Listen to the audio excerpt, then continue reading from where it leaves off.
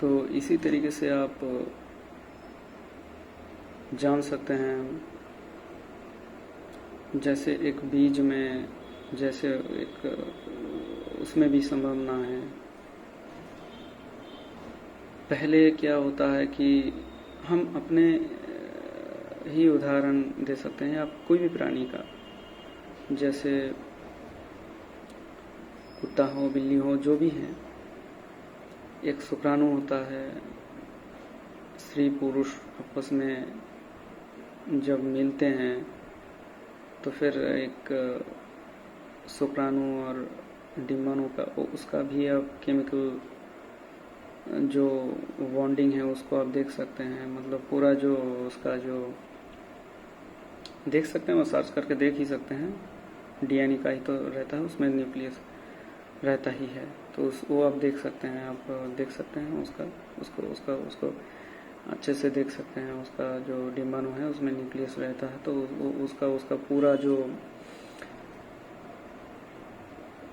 Chemical जो formula है, जो चेन है, उसको आप देख सकते हैं। पूरा ही तो वही तो है ना, एलिमेंट का ही आपस में इंटरेक्ट करके बना हुआ है वो चीज़। तो पहले तो वो पदार्थ था, अभी एक साथ जब मिलने लगे हैं, एक साथ मिल करके फर्टिलाइज हो करके, वो फिर धीरे धीरे प्राण उसमें फिर एक पिंड का जन्म लेता है। वो पिंड एक एक करके कोश, एक एक कोश करके वो विभाजित होता जाता है, होता जाता है, होता जाता है, होता जाता है। और वो कोश जो है, एक कोश से बहुत सारे कोशों का निर्माण, एक से एक पिंड होता है, मांस का पिंड होता है। उस मांस का पिंड में अभी तक प्राणों का संचार नहीं हुआ है। वो होगा, प्राणों का संचार अभी तक नहीं हुआ है, वो होगा। वो धीरे धीरे जब पूर्ण रूप धारण करेगा, पूर्ण रूप में आएगा, वो बच्चा जब गर्भ में, तब उसमें प्राण का संचार होता है। तो अब देख ही सकते हैं कि पदार्थ से धीरे धीरे करके ये होता है। चेतन, हर एक पदार्थ में चेतना होता है, इसीलिए कहा जाता है हर एक पदार्थ में चेतना होता है। पर उसको वो चैतन्य जगाने के लिए, उस जो सुप्त जो चेतना है, उसको जगाने के लिए उस अनुकूल वातावरण चाहिए, अनुकूल परिवेश चाहिए। फिर वो बोलना भी सीख जाता है। तो यही तो भगवान है।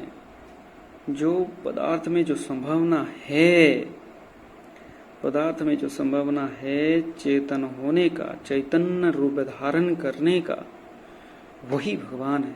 वही चैतन्य रूप जो है समस्त प्राणियों में है, वही भगवान है। अब जो भगवान जो है सब पदार्थ में है, ये इतना पता चल गया है, इतना तो क्लियर है। अब जब देखिए अब क्या है कि तो फिर कृष्ण क्या है। बोला जाता है, देखिए पुराणों में, कि विष्णु का अवतार जो है, बहुत सारे अवतार में है, 24 अवतार हैं। तो विष्णु जो है, विष्णु पुराण में देखिए कि विष्णु जो हैं वो एक भगवान है। उनका अवतार है राम कृष्ण। 24 अवतार में से दो अवतार हैं, राम कृष्ण। फिर कृष्ण का जो, या राम का जो चैतन्य रूप है, जो चेतना है, शुद्ध चेतना, उनको फिर ज्ञान का केंद्र बिंदु माना गया है। भगवान तो हर जगह विराजमान रहते हैं। उस भगवान में, मान लीजिए कोई एक पदार्थ में, मैं जब एकदम बच्चा था, जब गर्भ में मैं था, तब तो प्राण नहीं था, तो पिंड था, मैं मांस का पिंड था। उसमें ना सोचने का, समझने का कोई भी वो नहीं था। बस कि जो जो एलिमेंट्स जो हैं आपस में इंटरेक्ट करके बढ़ते जा रहे थे, उतना हो रहा था। वही ज्ञान है, वही चेतन है। वो चेतन जब और सारे एकत्रित होकर के एक नेटवर्क टाइप का एक सुंदर एक स्टोरेज बना देता है ना, एक हार्ड डिस्क बना देता है ना, जो दिमाग होता है, उस रूप में जब आता है, तब आता है प्राणों का असली मतलब समझ में आता है। सही बोला हूं ना मैं? प्राणों का असली मतलब तब समझ में आता है। तो अब जब मैं छोटा था, वो भगवान का देन है। उस पदार्थ में भगवान है, इसीलिए आपस में कनेक्टेड हैं। भगवान है, भगवान है। अब धीरे धीरे धीरे धीरे जैसे जैसे जैसे जैसे इंसान का रूप लिए, तब वो धीरे धीरे पहले तो एक प्राणी का होता है। जैसे पशु पक्षी जैसे होते हैं, उनका दिमाग उतना अच्छा नहीं रहता है, उतना सोचने समझने का वो नहीं रहता है उनमें। तो जब मेरा उम्र बहुत कम था, उस टाइम हम भी पशुओं की तरह जो है बर्ताव कर रहे थे। तो उसमें उस टाइम तो आपका सोचने का जो है आया था, थोड़ा बहुत इमोशंस भी था, लेकिन उसमें तब फिर भी क्या सही है क्या गलत है वो नहीं आया था। शुद्ध चेतना जिसको कहा जाता है, चेतना तो आया पर शुद्ध नहीं हुआ। और उस जो चेतना आया उसको हम मन का रूप कह सकते हैं, क्योंकि वो जो चेतना है वो सारा के सारे शरीर से संबंधित है, इसीलिए उसको मन का आकर बोला जाता है। तो जो भी है, पहले फिर मन आया, भगवान से फिर क्या आया? मन आया। हम मन के वशीभूत हैं। शरीर में जो भी प्रतिक्रियाएं होंगे, जो भी रासायनिक, जो भी केमिकल रिएक्शन के कारण जो भी उत्तेजना या फिर जो भी इमोशंस आएंगे, वो सारे के सारा शरीर से उत्पन्न होता है और दिमाग उसी में लगे रहते हैं और उतना ही सोच फिर रहता है। फिर एक धाप और ऊपर जब जाते हैं, एक कदम और ऊपर जब जाते हैं, तो क्या होता है, वो जो फिर समझ में आता है क्या शरीर से उठ रहा है, क्या भावना है शरीर से उठ रहा है और क्या नहीं, क्या उचित है क्या अनुचित है। और फिर ये जो प्रोसेस हम अभी आपको जो बताने का प्रयास कर रहे हैं, फिर ये भी जिज्ञासा है, सभी के मन में रहता है। ये जिज्ञासा में जब भागीदारी किसी का रहता है, फिर एक शरीर से ऊपर उठ करके थोड़ा अलग सोचने का वो रहता है। फिर भी शरीर के बारे में ख्याल होगा। शरीर के बारे में जिनको ख्याल ही नहीं है, पूरा ज्ञान जान करके उसी ज्ञान के राह पे चले हैं, वो है महात्मा। वही है महात्मा, क्योंकि वो भगवान को समझ चुके हैं क्या भगवान है। उसी में फिर वो जाने का प्रयास करते हैं। मैं बताऊंगा धीरे धीरे। तो फिर क्या होता है कि धीरे धीरे जो है ऐसा करते करते फिर आपका जो है ऐसा मतलब होता रहता है।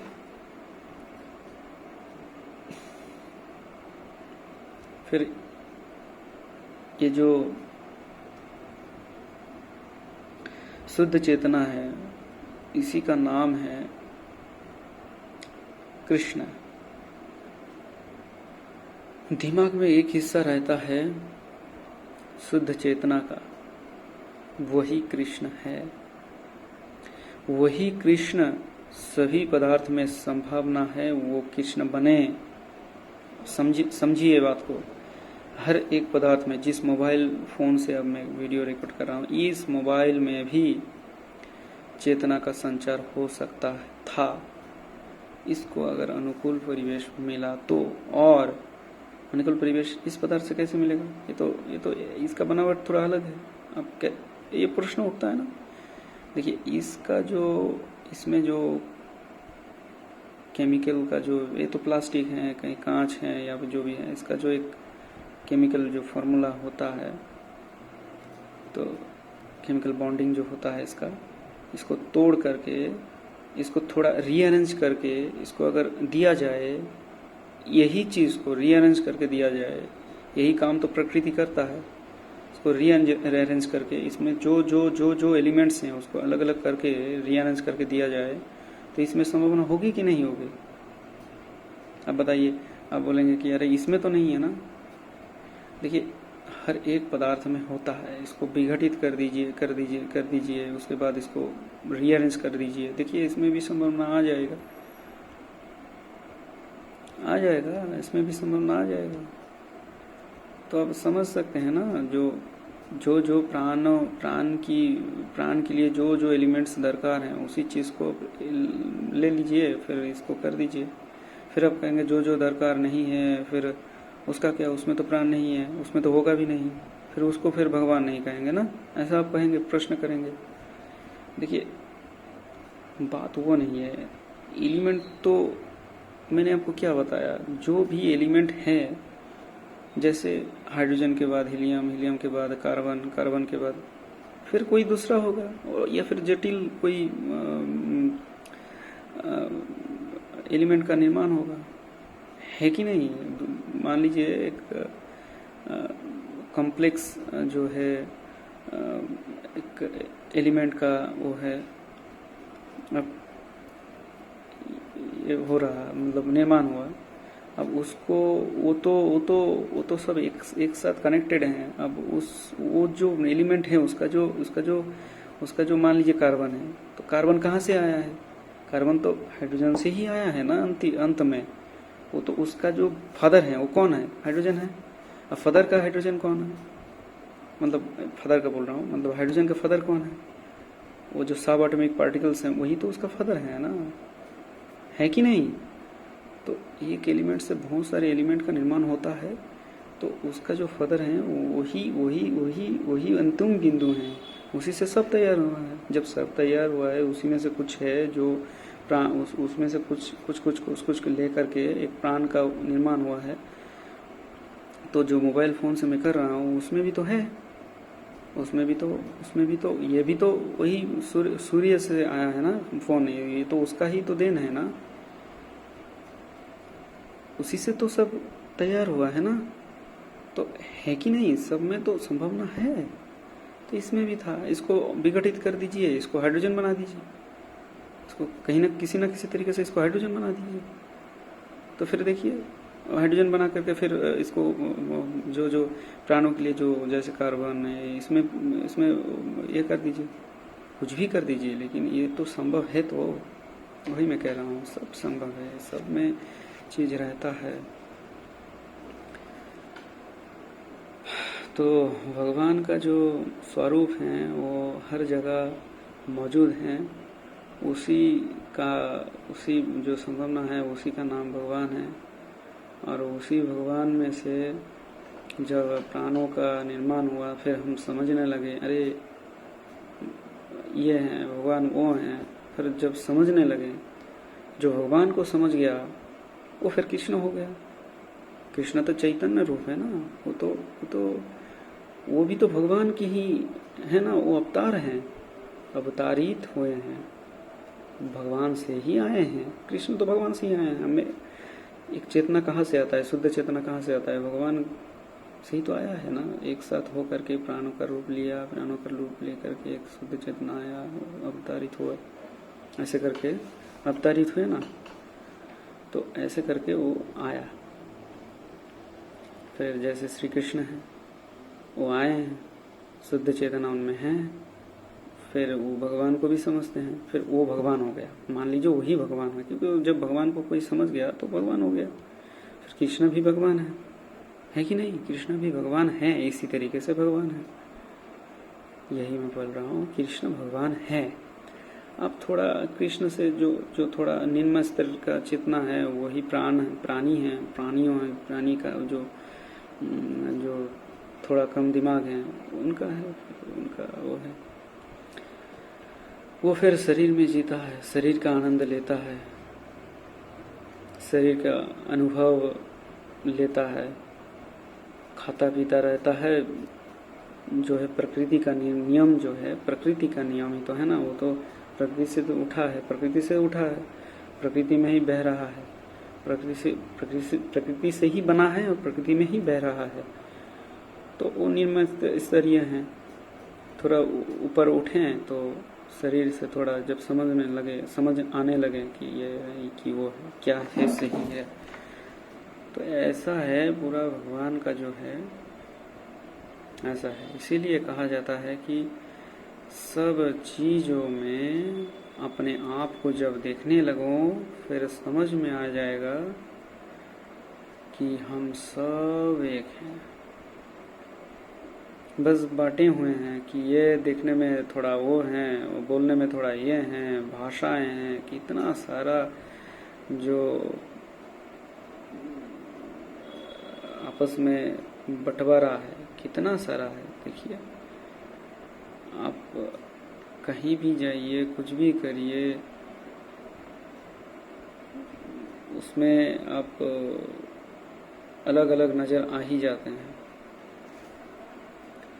तो जब अलग अलग देखने का जो नजरिया है इसको समाप्त करता है धर्म, इसको ही समाप्त करता है धर्म। जो भी जिज्ञासा है वो खत्म कर देता है और फिर समय को भी मात दे देता है। समय और क्या है? समय यही है कि आप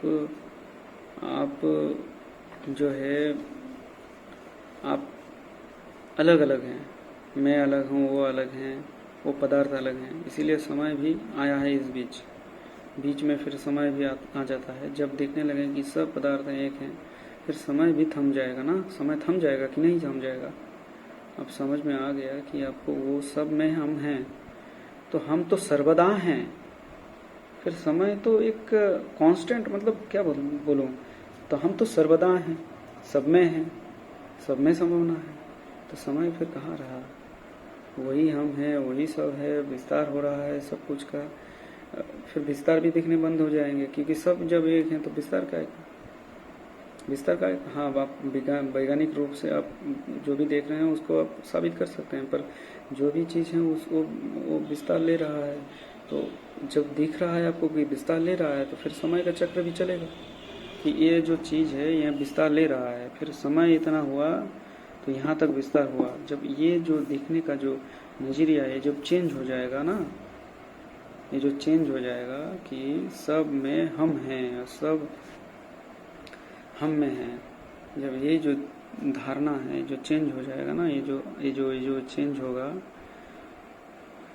तो तब समय का चक्र थम जाएगा, तब सारी जिज्ञासा खत्म हो जाएगी, तब एक शांति विराज करेगा, तब एक प्रेम हृदय से जगने लगेगा। वही प्रेम है कृष्ण का प्रेम, वही प्रेम है। क्योंकि कृष्ण ना बोल करके आप कुछ भी बोल सकते हैं, कोई भी भगवान उठा लीजिए आप, क्योंकि कृष्ण किस लिए बोलते हैं? समय का कृष्ण कौन है? कृष्ण वो हैं जो अवतारित हुए हैं। कृष्ण को मान सकते हैं आप, किसी भी भगवान को मानिए, कोई दिक्कत नहीं है। बस इतना समझ रहिए, कृष्ण को हम इसलिए मानते हैं क्योंकि वो ज्ञान का प्रतीक है, वही चेतना का प्रतीक है, इसीलिए शुद्ध चेतना का प्रतीक है। कोई भी भगवान, दूसरे भगवान हैं, वो भी प्रतीक हैं, पर कृष्ण ने गीता दिया है इसीलिए उनको, और वो भी उपनिषद का सार है। जो गीता है वो उपनिषद का सार है, मतलब सारांश जो है वही उपनिषद का सार है। एक वो गीता उपनिषद भी बोला जाता है, तो उपनिषद ही तो है। तो वो जब एक गीता दिए हैं, वो ज्ञान का एक भंडार है, तो जब ज्ञान का भंडार है तो इसीलिए उनको प्रतीक माना गया है, इसलिए कृष्ण को हम मानते हैं। बात इतना है, या फिर आप कोई भी जहाँ से आपको ज्ञान मिल गया है, जहाँ से मिल जाता है, अगर मिल गया है तो उसको भगवान मानिए, क्या दिक्कत है। पर ज्ञान तो मिलता नहीं है दूसरे कोई भगवान को मिलने से, पर गीता से तो मिलता है। आप उपनिषद उठा लीजिए, उपनिषद कोई भी एक उठा लीजिए, अब उनको मानने लगिए। ऋषियों को भगवान मान सकते हैं, कृष्ण मान सकते हैं, ऋषि भी तो कृष्ण ही है ना, ऋषि को मान सकते हैं, कृष्ण मान सकते हैं, क्या दिक्कत है, ऋषि को कृष्ण मानिए। तो ये होता है, इसीलिए कृष्ण प्रिय हैं हम सब में, हम सबका उनके प्रति सम्मान है, श्रद्धा है, समर्पण है और भक्ति है। जब भक्ति जगेगी तो फिर मुक्ति की भी इच्छा जगेगी। तो जब मुक्ति का इच्छा जगेगी तो भगवान को जानने का, भगवान के निकट होने का एक सुंदर अवसर भी मिलेगा। तब होता है असली प्रेम का जन्म। सब में आप देखेंगे अपने आप को, कितना अच्छा चीज है, कितना अच्छा हमारा सनातन धर्म है। इसको मतलब मैं वही अफसोस होता है कभी कभी कि इतना अच्छा फिलोसफी को कोई नहीं जान पाए, अपने आप को मुक्त नहीं कर पाए हैं, तो वो फिर किस लिए जी रहे हैं, वो तो मुर्दा हैं। फिर शरीर के खातिर, जो शरीर के खातिर जीता है ना, ये शरीर तो नष्ट है, शरीर मेरा है क्या। फिर आपको ये लगने लगेगी कि शरीर तो मेरा नहीं है, तो धरती का है, ये भगवान का है, भगवान ने हमको दिया है, भगवान ने हमको बनाए हैं कि शुद्ध चेतना जिस रूप में हम आए हैं, शुद्ध चेतना के रूप में, वही हम हैं। वही सोचा, मतलब वही याद दिलाता है कि हम मनुष्य हैं, हम क्या उचित है क्या अनुचित, वही याद दिलाता है। तो